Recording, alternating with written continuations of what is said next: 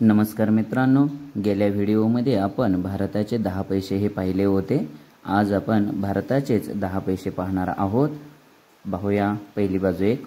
यामध्ये राजमुद्रा तसेच राजमुद्रेच्या खाली 10 हा अंक आहे आणि या ठिकाणी बघा पूर्वी सत्यमेव जयते असे राजमुद्रेच्या खाली नव्हतं लिहिलं।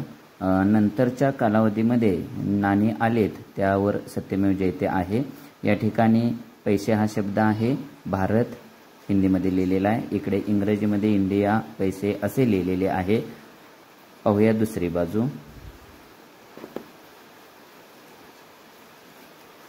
पहा मध्यभागी एका कुटुंबाचे चित्र आहे। या ठिकाणी लहान मुले दाखवलेले आहेत बाजूला। त्यानंतर इथे कणसाचे चित्र आहे।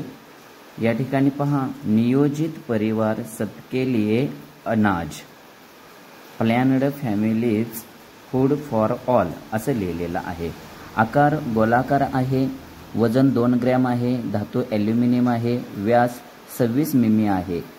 या नाण्यावर सन लिहिलेलं नाही, परंतु हे नाणं 1970 ते 80 या दशकातलं आहे।